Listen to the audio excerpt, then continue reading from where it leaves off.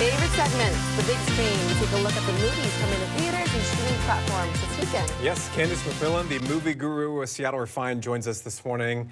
Hey, Candace, how you doing on this Friday morning? Hey guys, good. I love your outfits. Oh, thank Thank you. you. You look so good together Thanks there. so much. Thank you so much. So we know that this is going to actually be a really good weekend to maybe go to the theater or watch something on a streaming platform because it's going to be rainy outside.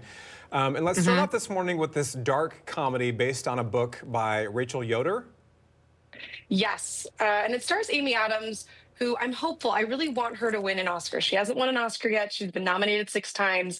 And she is probably not going to get there with this. Her performance is very good. She stars as a mom who gives up her career to stay at home with her son. Motherhood changes us all. In this movie, it really changes her. And shocking, she becomes a werewolf. So she's on the ground. She's digging in dirt. She kind of goes there. She gives some really good monologues.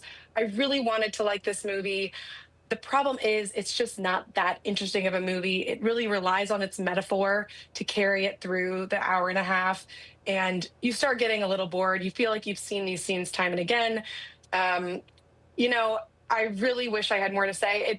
It's commentary about how hard it is for women to transition into motherhood, how society doesn't understand the toll of becoming a mother. I completely am on board for all of that. I think it's totally necessary to talk about more. I just feel like this film maybe could have had a little more plot and gone a few more places other than her struggle in becoming a mother/werewolf. Oh my goodness, that was a random. twist. I wasn't expecting that werewolf turn there. Right. Yeah. Next on the list. And it really goes there. Okay. Interesting. Okay. Wow, that transformation. I don't know. Huh. Okay, well, next we have something on the list for the millennials looking for nostalgia. It's called Y2K, and that's in theaters right now. It is. It's by Kyle Mooney, who's a former SNL castmate. I really like Kyle Mooney's sense of humor. He's very funny. I'm a millennial. This really hit all the points of nostalgia for me, like, the video store, AOL, AIM, butterfly clips. It's all there. And the first 30 minutes really shines. It's kind of like a Superbad in 1999. That's where it's going, and I'm excited for that. I love Superbad.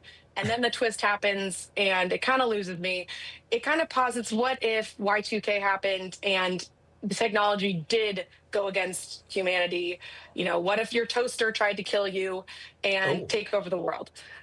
So it's got an interesting thesis. What the problem is when you actually see, the killer toaster, it's not that scary. It's kind of campy and funny. So you don't know if this is this isn't a serious post-apocalyptic world. It's a funny one. So I don't know. Maybe it'll be a Gremlins of this generation. Who knows? But the first 30 minutes were great for me. The rest lost me. Only 30 minutes, though. Just after 30 minutes, just get up and be like, don't watch the rest. It's Yeah, not worth it. I'm done. It's not worth It's it. done. Okay, so I would say that's 2 strikes. 2 strikes. 2 strikes. Let's hopefully not go with 3. And one for the animated film fans. This is called Flow. It's out of Latvia. It's kind of getting a lot of buzz as maybe a Best Animated Feature nomination, Best International Feature Film. It is dialogue free. So if you want to bring your kids, it's rated PG. There is some action and some peril that might scare them a little bit, but otherwise it's pretty. I mean, it's you can see right here. The imagery is gorgeous. The CGI feels a little rudimentary at first, and you think this is kind of a cheaper film, but what it does really well is gets you invested in the moment, and it kind of feels like a video game. You're roaming the world along with this black cat who is our protagonist. He meets all these other creatures that they have to learn to coexist, because this is kind of post some kind of apocalypse. We're not quite sure what, but the world is flooding. It's a really beautiful film. It reminds me a lot of The Wild Robot in some sense because of the brutality of nature, and we've been seeing a lot of those kind of films this year.